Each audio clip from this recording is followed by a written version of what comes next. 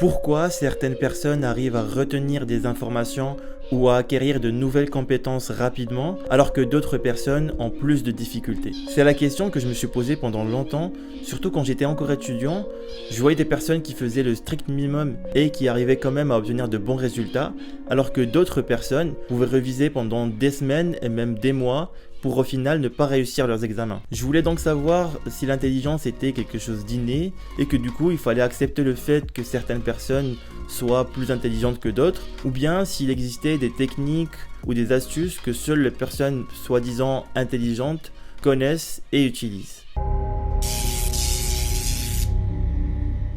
Mais je me suis vite rendu compte qu'à l'école, en réalité, on ne mesure pas notre intelligence, mais plutôt notre capacité de mémorisation, qui peut être dans certains cas considérée comme une forme d'intelligence. En faisant mes recherches, j'ai découvert deux courants de pensée. Il y a ceux qui considèrent que la base de l'intelligence est essentiellement génétique, comme l'anthropologue britannique Francis Galton, qui est considéré comme le fondateur de l'eugénisme. Donc je vous ai mis une petite définition ici de l'eugénisme, mais en gros c'est le fait de vouloir lister toutes les personnes qui sont soi-disant génétiquement plus intelligentes et de faire en sorte qu'elles se reproduisent entre elles et de stériliser toutes les autres personnes qui sont soi-disant moins intelligentes. Ça peut paraître hallucinant aujourd'hui, mais ça a bien existé. D'ailleurs, il n'y a pas si longtemps que ça, en 1970, il y avait des personnes qui partaient chez le gynécologue pour faire une simple visite médicale et qui ressortaient stériles. En suivant ce courant de pensée, je me suis posé plusieurs questions. Que peut-on dire d'une personne qui a réalisé une nouvelle invention automobile, mais qui a du mal à s'exprimer à l'oral ? Ou d'un footballeur qui peut réaliser des dribbles magnifiques, mais qui n'est pas capable de faire ou de résoudre une simple équation mathématique. Ou d'un architecte qui est capable de réaliser des plans de toute une ville, mais qui n'est même pas capable de faire plus de 3 jongles avec un ballon.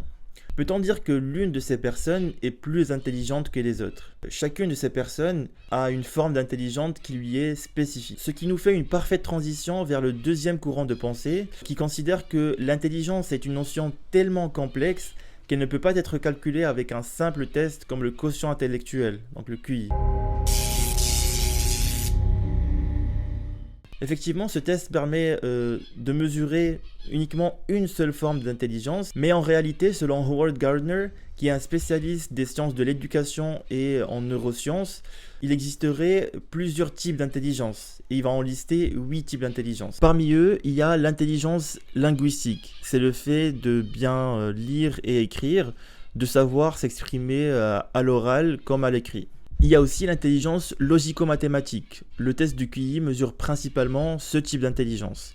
Et les personnes qui ont une intelligence logico-mathématique développée, ils sont plus à l'aise avec les chiffres, ils peuvent mieux résoudre des équations ou des problèmes mathématiques et scientifiques. L'école d'aujourd'hui se focalise principalement sur ces deux types d'intelligence. Mais c'est bien dommage parce qu'il existe en réalité d'autres types d'intelligence qui sont autant, voire plus importants dans la vie. Comme par exemple l'intelligence spatiale, qui est le fait de pouvoir trouver son chemin dans un environnement, donc en gros avoir le sens de l'orientation. Il y a aussi l'intelligence intrapersonnelle, qui est le fait de comprendre et de savoir gérer ses propres émotions. Là aussi, c'est un type d'intelligence qui est très important dans la vie. Et on peut l'appeler aussi l'intelligence émotionnelle. Nous avons ensuite l'intelligence interpersonnelle, qui est le fait d'avoir une aisance relationnelle, de comprendre les autres et de communiquer avec eux. Le prochain type d'intelligence, c'est l'intelligence corporelle kinesthésique. C'est tout simplement la capacité d'utiliser et de contrôler les mouvements de notre corps dans des activités comme le sport par exemple. Et donc les athlètes de haut niveau ont généralement tous ce type d'intelligence qui est plus développé que les autres. Ensuite, il y a l'intelligence musicale qui constitue l'aptitude à percevoir et à créer des rythmes ou des mélodies.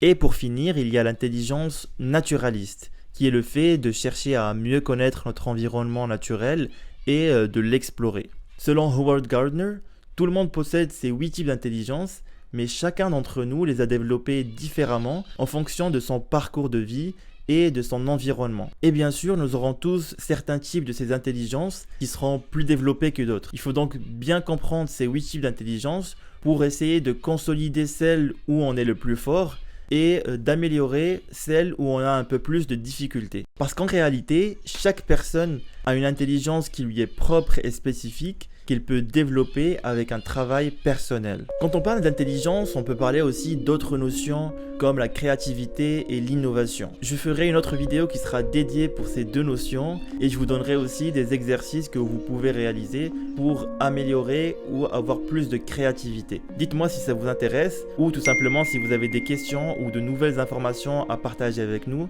vous pouvez les écrire en commentaire. Je vous dis à très bientôt pour une nouvelle vidéo.